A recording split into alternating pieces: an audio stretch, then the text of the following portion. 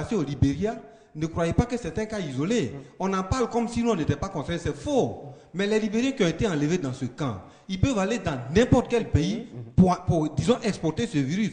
Et donc, il est tout à fait important de rappeler à nos autorités de redoubler de vigilance. Parce que ceux qui ont été extirpés de ce camp-là, n'agiront pas seulement sur le territoire libérien. Si ça a été fait à dessein. On reste optimiste. Merci beaucoup. 22 42 54. Dans quelques minutes, vous allez réagir et on tient à dire que la liaison téléphonique est rodée et attend vos réactions, surtout sur Internet et également Patrick est prêt.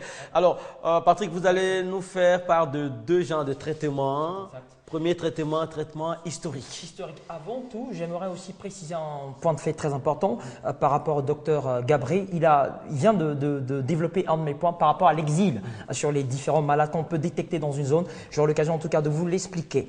Alors, parlons maintenant du traitement historique. Il faut dire que les pandémies, les épidémies, ça ne date pas d'aujourd'hui, ça date de très longtemps. D'ailleurs, depuis l'âge, depuis le Moyen-Âge, il y avait déjà l'existence des épidémies. Depuis Mathusalem. Depuis Mathusalem. Voilà, il y avait l'existence des épidémies et les premières pratiques qui étaient mises en place pour permettre la lutte contre ces épidémies étaient le fait de prier dans un premier temps, ensuite brûler les hérétiques et des personnes ayant peut-être été infectées par une maladie. Ensuite, nous avons aussi l'utilisation du sang de vipère et de la bave de crapaud. C'était aussi des mesures qui étaient mises en application sur des personnes qui avaient une maladie qui avait une grande réputation. Et aussi, il y avait la purge. Nous disons que la purge est africaine, non, elle était utilisée par les Européens à l'époque. Il y avait aussi la saignée qui était dans le but d'aggraver l'état de choc et aussi la diarrhée pour permettre d'abréger les souffrances d'un patient. Il y avait aussi le point tout à l'heure que le docteur vient d'énumérer, la mise en exil d'un malade, je veux dire. C'est-à-dire, s'il habitait dans une contrée ou dans une communauté, on essayait de le mettre de côté, très loin. Le danger de cette affaire, justement, le malade est certainement mis en exil, mais transportait avec lui la maladie et pouvait contaminer d'autres personnes qui se retrouvaient avec lui, de nouvelles personnes, je veux dire, dans sa nouvelle habitation. Et c'est à partir du XVIIIe siècle, sinon XVIe siècle, déjà que l'Europe, disons, le monde entier mettra enfin des mesures adéquates qui s'actualisent aujourd'hui, c'est-à-dire la mise en isolement et la séparation des malades dans les hôpitaux. Ensuite, il y avait aussi la désinfection du courrier et des monnains, c'est-à-dire le fait de toucher de l'argent ou du papier parfois était un moyen de transmission des maladies. Alors déjà, des personnes à désinfecter cela. Il y avait aussi l'incinération des morts. Il y avait la mise en quarantaine systématique des navires suspects efficaces pour éviter de nouvelles épidémies. Je parle en ce moment de M. Sédinan qui parlait des navires parce qu'à l'époque déjà, des gens suspectaient, c'est-à-dire faisaient un travail d'inspection sur les navires venant de l'étranger quand on parlait déjà d'épidémies et d'endémies. Voilà. Aujourd'hui, les traitements ont changé.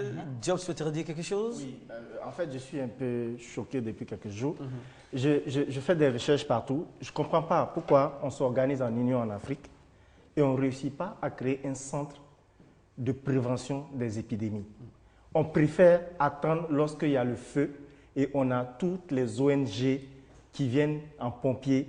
Non seulement la logistique qu'ils utilisent est plus chère que de l'aide, on a plusieurs personnes qui sont déportées ici en train de venir se pavaner dans les grosses 4x4 et il y a des gens qui meurent. Ouais. Pourquoi est-ce qu'on n'anticipe pas et on crée une cellule africaine d'anticipation des épidémies?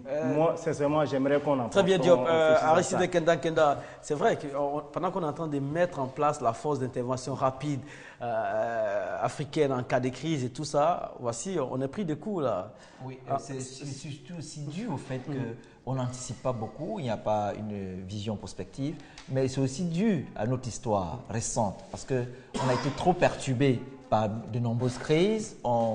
On a voulu parer aux crises tout d'abord, c'est ça? Oui, absolument. Et on a voulu aussi instaurer et s'habituer et s'adapter à un nouveau fonctionnement politique, notamment le retour à la démocratie qui a énormément perturbé les jeunes nations africaines, notamment les nations francophones. Mais ce que Diop dit est tellement vrai, il faut toujours anticiper. Il faut avoir une vision prospective lorsqu'on dirige. Voilà. Et aussi, ce que je voulais ajouter, c'est que vous voyez, la culture de l'aide étrangère, c'est ce qui nous tue dans le développement. Parce qu'on se dit qu'une fois qu'il y a un problème, la France peut venir nous aider, l'Angleterre peut venir nous aider, qu'on ne réfléchit pas en local. C'est ça. Même quand moi j'ai fait des recherches, je ne vois même pas des discours dirigés directement même sur le problème d'Ebola de l'Union africaine. Voilà. Je ne vois même pas. L'Union africaine ne bouge pas. Et les jeunes s'en indignent Voilà, sur les réseaux sociaux. Les jeunes postent en tout cas des messages, quelques messages de désespoir. J'ai vu un message qui disait par exemple, là, le virus est là et on attend que l'Europe, les parce que l'Union africaine ne bouge pas. Mais l'Union africaine même est financée par l'Union européenne. D'accord. Patrick, vous allez terminer rapidement le traitement actuel. Là, le traitement historique, il y avait la bave des crapauds, des vipères, on créait l'hémorragie, on provoquait la diarrhée je veux dire, à soulager le malade parce que les gens souffraient tellement et la médecine à cette époque n'était pas aussi développée qu'aujourd'hui, donc il fallait appliquer ce genre de mesures pour soulager un peu les malades. Traitement actuel. Traitement actuel en 2 points.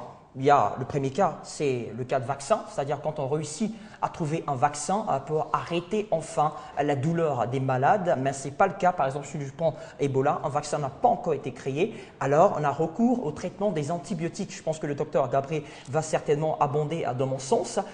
Le plus souvent, on utilise le traitement des antibiotiques pour essayer, en tant soit peu, de stopper la douleur. Voici un peu ce qui s'actualise par rapport au traitement actuel. Merci beaucoup. 22 42 54, facebook.com/on garde les contacts. Votre contribution nous intéresse. On parle du respect des mesures préventives des épidémies dans les pays en développement. Est-ce qu'Aristide a quelque chose contre pays en développement qu'on met derrière les épidémies? Parce que c'est généralement là qu'on les trouve. Hein. Oh, non, ce n'est pas l'apanage des pays en développement. Vous vous souvenez que même en Europe, il y a des maladies qui ont terrassé, qui ont fatigué. Ça date de Mathusalem, ça. Ça date de longtemps, la peste. Et même d'autres maladies, Oui, même la tuberculose. La différence, c'est que les Européens sont levés, ils ont lutté contre ces maladies. Il est grand temps qu'on puisse mettre en contribution nos chercheurs, nos tradipraticiens. Et en plus, il faut aussi mettre en contribution aussi nos sorciers. Nos sorciers. Parce que l'Afrique, non, je le dis honnêtement, l'Afrique a de grands sorciers. Mais il faut comme ton grand-père. Non, maintenant il faut que ces sorciers, puisqu'on le dit généralement que les sorciers tuent ceux qui veulent réussir. Il faut que les sorciers, si effectivement c'est exact, il faut qu'ils changent de fusil d'épaule. Il faut que les sorciers maintenant puissent se concentrer sur ces gens de fléaux. Sur les ennemis. Je voudrais prendre Seydina Omo, lui qui il est comme un afro-optimiste. Bien sûr. Et petit-fils de Dozo. Je suis contre le fait que quand un Africain soigne avec les plantes, on le taxe des tradis praticiens. Bon. Ça, c'est une subtilité. Il ne veut pas ça. Puisse me comprendre. C'est une subtilité. Il fait ce combat ici. Voilà, c'est une subtilité langagière pour faire croire aux Africains, à l'Africain, le rabaissant, que ce qu'il propose comme démarche scientifique médicale ne repose que sur la pagogie. Je ne suis pas d'accord. Je ne suis pas d'accord que quand un Chinois soigne avec les plantes, on dit c'est un médecin chinois. Au nom de quoi? Au nom de quoi? L'Africain pratique la médecine africaine. Point. Parce il faut dire qu'il y a 3 facteurs fondamentaux qui sont liés à chaque être humain et à sa communauté. Il s'agit premièrement de l'alimentation. Si quelqu'un t'apporte l'alimentation, c'est que tu n'existes plus. Deuxièmement, la médecine, elle est fondamentale. Troisièmement, la spiritualité qui est tirée de notre culture. Je voudrais simplement citer cette phrase qui dit: celui qui vit en plénitude sa dignité rend gloire à Dieu qui la lui a donné. Gloria Dei, vivens homo. Cela veut donc simplement dire que nous devons nous approprier notre propre démarche dans tous les domaines. Je suis outré de constater que les Africains sont adeptes de ce que j'appelle l'autoflagellation. On s'autoflagelle. Quand on fait le regard, on dit non, ce sont les Occidentaux. Tant que c'est africain, c'est pas bon. Voilà, aujourd'hui, tant que ça vient d'ailleurs, ce sera bon. Nous pouvons marcher. Nous attachons nos pieds et puis nous disons non, les Occidentaux vont venir nous prêter les pieds. Mais on ne marchera jamais.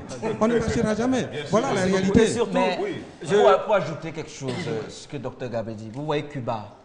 Cuba, quand ils ont créé le blocus, quand ils ont été isolés, avec tout ce qu'ils ont connu comme problème, la première chose que les Cubains ont fait, c'est développer la médecine. Parce qu'ils se sont rendus compte que s'ils ne développaient pas la médecine, en allant se soigner à l'extérieur, on allait tous les faire passer. Et ensuite, le sport, pour maintenir l'image de Cuba. Je reviens à Seydina. L'aide, c'est l'une des armes les plus destructives qu'on a pu fabriquer et qu'on a largué vers l'Afrique. Je vous explique quelque chose que j'ai vécu à Abidjan il y a 7 ans environ. j'étais maître de cérémonie du premier congrès des entreprises industrielles. Il y a un Malaisien qui est venu et lorsqu'on lui a dit dans la salle qu'on était encore arrimé aux institutions Bretton Woods, il voulait repartir. Il ne voulait plus donner sa conférence. On a dû négocier. Et ça, ceux qui ont organisé sont encore vivants, ils sont là. Ils m'écoutent peut-être en ce moment. Il a voulu repartir. Il a dit, mais vous attendez encore l'aide, mais vous n'allez jamais vous développer. On fait ça pour rien, même ma conférence ne va servir à rien. C'est juste pour appuyer ce que disaient Seydina et Dr Gabedi. L'aide, il faut qu'on arrête de tendre la main. Non, mais moi je voudrais spécifiquement parler aux Ivoiriens. Je voudrais parler, disons, aux intellectuels ivoiriens. Vous savez, j'ai lu dans Fraternité Matin, notre journal national. Il y a un Ivoirien qui allait, disons, participer à une conférence en Tunisie. Et puis il parlait très bien, c'était l'électricité, les ampoules. Il parlait très bien. Quand il a fini, on lui a dit, mais monsieur, vous dites tout ça, mais vraiment, est-ce que la Côte d'Ivoire peut venir proposer des ampoules pour que, bon, on puisse...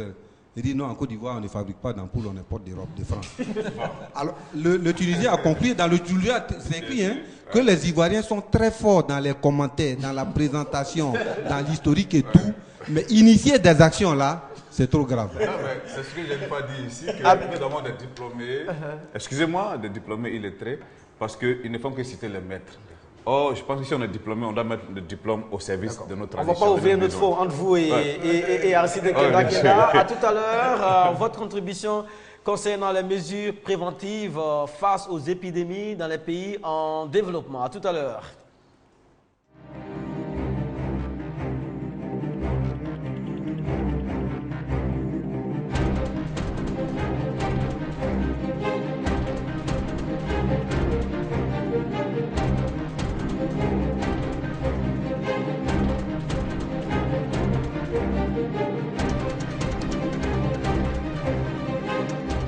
On garde le contact. Lundi, impact économique des épidémies dans les pays en voie de développement. Mardi, épidémie rusée avec les mesures préventives peut-on accélérer la propagation?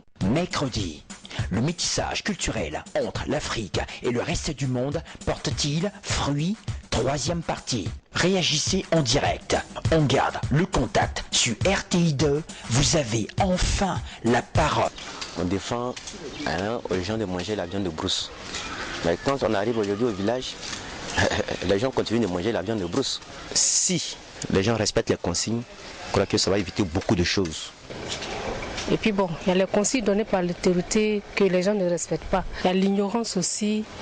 La population, il y a beaucoup qui sont analphabètes. Il y a des parents aussi qui n'ont même pas de télévision pour faire passer, pour faire véhiculer ce message aussi.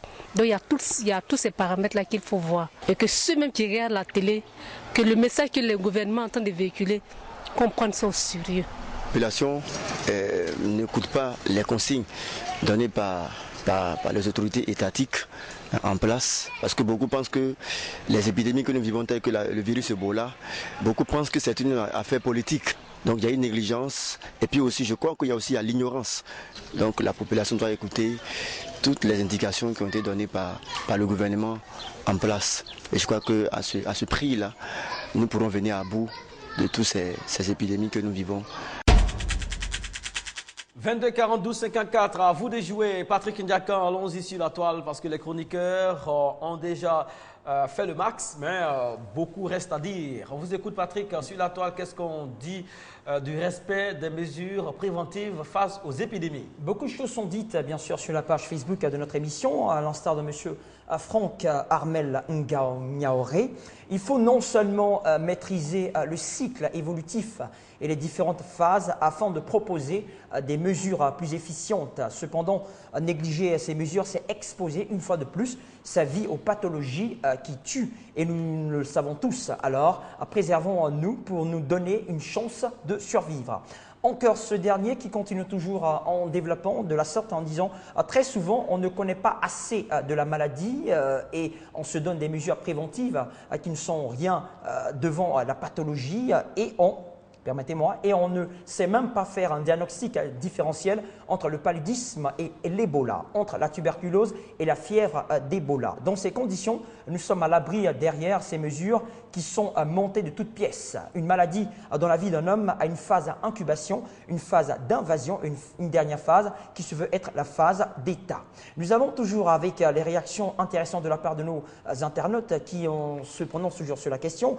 Monsieur Ezekiel Kambou nous dit « C'est vrai que l'État a mis en place de bonnes mesures de prévention, mais la réalité sur le terrain n'est que d'aucuns s'en passent de toutes celles-là. Alors, la répétition étant pédagogique, l'État doit s'abstenir du silence. » Nous allons terminer avec monsieur Marius Kofi qui nous dit « Deux médecins qui ont pris toutes les précautions, toutes les mesures préventives peuvent ne pas être infectés, ont été bel et bien infectés. Donc, tout porte à croire qu'aucune mesure préventive n'est fiable et sûre. Comment le monde entier, avec toutes ces connaissances qu'il a, est impuissant face à une épidémie, nous pose la question. Il y a beaucoup de choses qui ne se disent pas. Je veux vraiment que les Occidentaux soient francs avec nous et qu'ils arrêtent de jouer avec la vie des Africains. Vraiment, il faut y aller vite parce qu'il faut éviter un ralentissement des activités. Il faut éviter surtout un ralentissement dans les échanges.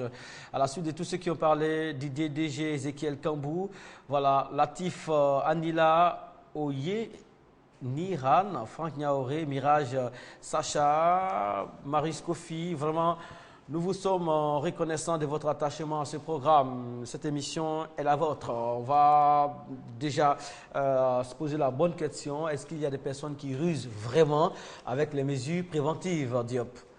Bon, on ne peut pas affirmer, mais si tu le fais, tu es un terroriste. C'est-à-dire que tu es comme une bombe ambulante.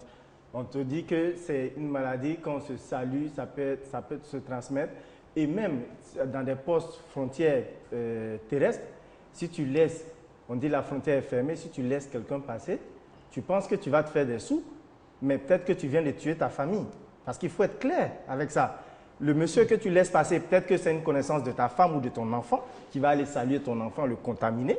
Donc, je pense que quand il y a des mesures, les États, ils savent, ils veulent sauver leur population. Il y a des règles qu'ils établissent. Il faut respecter ces règles-là. Si tu ne respectes pas ces règles, ce n'est pas comme si on te dit ne fume pas dans la rue ou bien il ne faut pas brûler un feu. Ça n'a rien à voir. On te dit, si tu d'éviter la propagation des virus. Oui, tu te protèges, tu protèges ta famille, tu protèges ton entourage. C'est ce qu'on te demande. Et il ne faut pas trop avoir peur de ce virus-là parce que souvent, il y a des gens, peut-être si tu fais une fièvre, tu vas avoir peur. Il faut aller à l'hôpital. C'est l'hôpital qui pourra te dire si tu as le paludisme ou bien l'Ebola. Tu ne peux pas faire de l'automéditation et rester chez toi, mettre tout le monde en danger. Merci. Commune de Makori, avant le docteur Gabré. Commune de Makori se nomme Anissé ou Anissé, c'est ça, Maurice? Monsieur Amisha, excusez-nous. Monsieur Amisha est avec nous. Bonjour Amisha. Oui, bonjour monsieur. Merci d'être avec nous. Vous êtes sûr, on garde le contact, on vous écoute par rapport au respect des mesures préventives. Quelle est votre contribution? Est-ce que vous croyez qu'il y a des personnes qui rusent avec ces mesures-là, Amisha? Bon, moi, personnellement, j'aimerais d'abord féliciter le président pour ce qu'il fait, et puis le gouvernement, surtout le ministère de la Santé. En tout cas, moi, je ne crois pas que cette maladie puisse nous atteindre étant ici. D'accord. Donc vous êtes confiant lorsque vous voyez les manœuvres, la communication qu'il y a et aussi, je vais dire, les exercices qui se font, déjà ça rassure. Vous dites? Lorsque vous voyez tout ce qui se passe au niveau du transport, au niveau des frontières, au niveau du ministère de la Santé, vous êtes rassuré? Moi, je pense que le gouvernement même doit fermer toutes nos frontières. On n'a pas de mesures afin que cela ne puisse pas nous arriver, de fermer nos frontières terrestres, aériennes, etc. Voilà. Tout en étant solidaire des autres. Merci. 22 42 54. Docteur Gabré. Mohamed, je voudrais simplement reprendre ce que disait Diop, pour dire simplement que, disons, que je prends un exemple extrême. Aujourd'hui, il y a des bombardiers, c'est-à-dire il y a des avions qui vont jeter les bombes, qui sont très performants. Mais par exemple, les États-Unis livrent un bombardier dernier cri. Mais s'il n'y a pas de pilote, il ne fera jamais rien. C'est exactement le même cas. C'est-à-dire que le virus est là. Mais si quelqu'un ne le prend pas pour le transporter, il ne fera jamais de dégâts. Les autorités ivoiriennes ont pris leur responsabilité en jouant leur partition de façon pleine et entière, de façon responsable. On dit, quand la pluie tombe, chacun protège sa tête. la fraternité, l'amitié, l'amour, tout ça, c'est bon. Mais ils ont mis ça de côté. Je suis sûr que ça leur fait mal. Ouais. Parce qu'on a des amis, des parents de chaque côté de la frontière. Et ils ont pris cette décision. Il revient à chacun d'entre nous d'être responsable. Quelqu'un m'a dit un jour, mais tu es venu me voir pour ce que tu veux que je te donne. Mais moi, j'ai pris ça pour moi-même. Tu m'avais promis, dit, mais mon frère, je peux pas t'aimer plus que moi-même. Voilà. D'accord, on va commencer. Tout à l'heure, on sera avec Seydina. Monsieur Yao est à Koumassi, à ne pas confondre avec le Yao chef de plateau. Yao, bonjour. Bonjour, monsieur. Merci d'être avec nous. Vous êtes sûr, on garde les contacts. Oui, ma préoccupation. Oui. Qu'est-ce que l'État fait pour les frontières clandestines et puis pour les enfants à bas âge dans les écoles? D'accord. D'abord, nous sommes en vacances et ensuite, je pense que tout ce qui est fait est montré matin, midi et soir sur les écrans de la télé. Toutes les mesures dans ce sens-là sont prises. Maintenant, concernant l'école, là, nous sommes en vacances. Mais concernant les frontières clandestines, je crois oui, mais il y a des bouts de vacances. Il y a des bouts de vacances qui se font dans les écoles quand même. Oui, mais les cours de vacances se font. Je pense que les mesures demandent qu'on ne se salue pas, par exemple, qu'on ne fasse pas d'accolade. On peut quand même encadrer ces cours de vacances-là. Je ne pense pas qu'un encadreur ou un enseignant je voudrais, pour ces cours de vacances-là, 2 minutes, puisse faire annuler toutes les décisions prises au niveau tactique, M. Yao. Oui, mais un enfant qui a la maternelle, qui sait que ses amis, il a besoin de jouer avec ses amis. Il ne va pas tout le temps prendre de l'eau pour se désinfecter les mains avant de toucher sa camarade qui est quittée à l'école, à la maison matin. Ils ne sont pas seuls, monsieur Yao, ils ne sont pas seuls à la maternelle. Il n'y a pas de maternelle isolée, il n'y a pas de maternelle sans encadreur. Il n'y en a pas, mais je ne vois pas de maternelle comme ça encore. Mohamed, ce que je voudrais simplement dire, c'est ce que nous disons ici. Le gouvernement a joué sa partition. Moi, on dit cours de vacances. Mais c'est moi qui décide d'envoyer mon enfant en cours de vacances. Ce sont les parents qui sont responsables de leurs enfants pendant les vacances. L'État dit l'enfant doit aller à l'école. Si l'État décide demain de reculer la rentrée, ça c'est autre chose. Mais moi, je peux décider de ne pas envoyer mon enfant à l'école pendant les vacances parce qu'il y a un danger à l'école. Je peux dire, moi par exemple, là où je suis, qu'on m'excuse, mais j'ai dit à mon fils, ce garçon-là, je ne veux plus te voir avec lui. Je ne veux plus que tu ailles jouer dans la rue, il est assis à la maison. Ça, moi, je pense que c'est ce que nous disons. L'État prend les grandes mesures, mais chacun doit jouer sa part. Ça, c'est la première. La deuxième chose, quand on parle des frontières clandestines, le mot clandestine le dit bien. Ce sont des frontières qui ne sont pas contrôlées officiellement par l'État. Il nous appartient de dénoncer ces frontières-là. Mais si c'est par là que je pars pour faire la contrebande et que je ne peux pas dire aux policiers, aux douaniers qu'il y a une frontière, ce n'est pas le ministre qui est à Abidjan qui va aller dire que là, il y a une frontière. Il faut que chacun joue sa partition. Qu'il m'excuse, mais je pense que chacun a sa part dans cette lutte. Terrestre, aujourd'hui, il y a plus de c'est plus dur maintenant. Ils sont partout. Oui, même les frontières les autres. C'est contrôlé. Même ce matin, on parlait dans la presse des gens qui utilisaient des mototaxis qui essayaient de frôler. On les a pris. Et puis il y a eu un renforcement aussi. Et puis après, le monsieur, c'est son inquiétude. C'est son inquiétude, la rentrée scolaire. Donc là, on verra la réaction du ministère de l'Éducation nationale avec le ministère de la Santé. Je suis sûr qu'ils sont dans une ligne de communication. La rentrée, ils prendront les dispositions pour. Quand vous partez dans les banques aujourd'hui, il y a des produits désinfectants avant de rentrer dans la banque. Peut-être que les écoles, et surtout les écoles publiques, peut-être l'État s'en occupera, mais les écoles privées, chaque fondateur d'école sera responsable de nos enfants. Et puis aussi éviter l'attitude qui consiste à dire et ces frontières clandestines et le petit enfant de 2 ans, et comme si on était soi-même isolé. Et puis le virus n'est même pas encore là. Monsieur Yao, sentez-vous concerné. Monsieur Yao, sentez-vous concerné, sentez-vous impliqué, impliquez-vous davantage, parce que à partir de ce coup de fil, on a l'impression que vous êtes là et en train de dire État, et ci, et ça. Non, c'est une affaire de tous.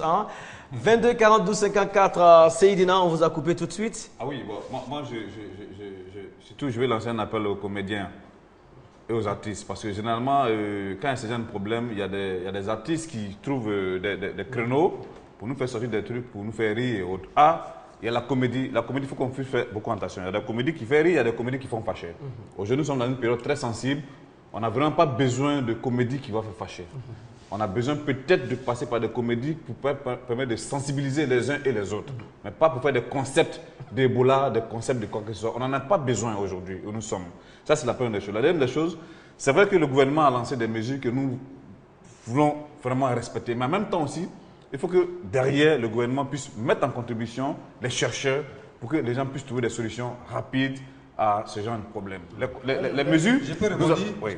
Je peux répondre? Ouais, allons-y. Bon, alors je voudrais dire à Seydina que, disons, la réponse à toutes les maladies qui sont naturelles se trouve dans la nature. Les réponses à toutes les maladies qui sont naturelles se trouvent dans la nature.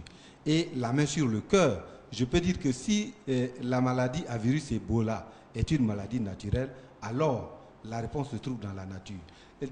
Disons, les maladies à virus, ce n'est pas, disons, la guérison.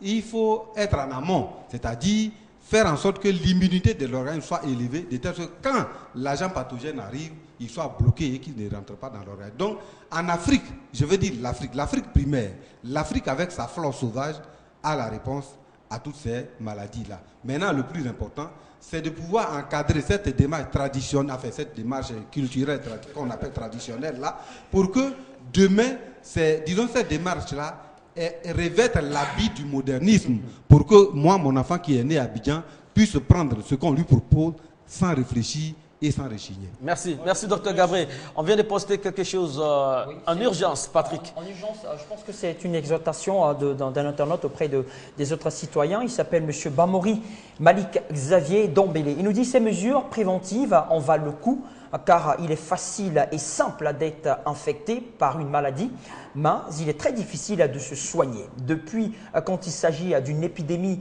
elle se propage plus rapidement qu'on ne le croit. Et les activités humaines sont aussi de véritables facteurs pour la propagation de l'épidémie. Donc, il ne faut jamais négliger ces moyens préventifs. Voilà, on revient tout de suite. Vous retrouverez cette émission sur l'application mobile de la RTI et au pas de course. Diop et Aristide diront chacun un petit mot. À tout à l'heure.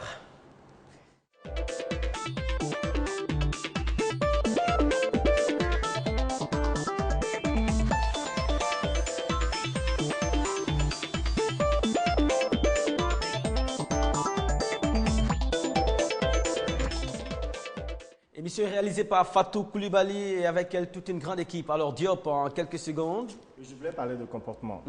Déjà, ça fait quelques jours, on regarde la télé et en ville, chacun doit être responsable.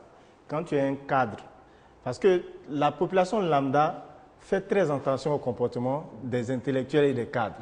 On vous dit que l'accolade est interdite, on vous dit saluer est interdit et vous le faites. Quand vous le faites, vous mettez toute une population en danger. Quand on vous voit à la télé en train de vous faire des accolades pendant que le ministère de la Santé lance des slogans pour dire « arrêtons de faire des accolades, c'est un mauvais comportement ». Je pense que chaque individu aujourd'hui en Côte d'Ivoire, surtout les responsables, parce que c'est eux que la population lambda regarde. Les responsables, je crois que faites attention à vos gestes.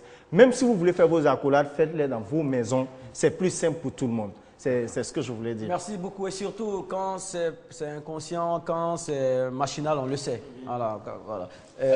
Simplement pour dire à M. Yao qu'il faut optimiser le dialogue entre les autorités et les citoyens pour permettre donc que la communication se fasse dans de meilleures conditions. Nous sommes dans une phase de communication en temps de crise. Il faut anticiper dans les prochaines étapes parce qu'il y a la rentrée. Il fait bien de nous évoquer le cas des élèves et des étudiants. Donc, ce que je peux dire, c'est que je reste très optimiste, mais très réaliste. Et je pense que nous allons barrer le chemin à la maladie à virus Ebola. Merci beaucoup, merci beaucoup. Et la bonne information, c'est qu'aucun cas, en tout cas, aucun cas jusqu'à ce jour n'a été déclaré et détecté en Côte d'Ivoire. Aucun cas suspect, mais il ne faut pas baisser la garde. Voilà, c'était notre contribution à la lutte contre les épidémies en Afrique en général et singulièrement contre la maladie à virus Ebola. Monsieur Soya a fait le son. Moïse était au téléphone, Diabagati était là également, Madame Brigilat Lokadi, tout ce beau monde autour de Fatou Koulibaly. Je remercie tous ceux qui ont fixé les images, Madame Dendane Khadija, Monsieur Ibrahim et aussi Monsieur Bonfils, sans oublier Yao, qui nous a permis d'avoir de la fluidité sur ce programme. Les programmes de RTI se poursuivent. Nous avons rendez-vous demain. Il faut persévérer, ne jamais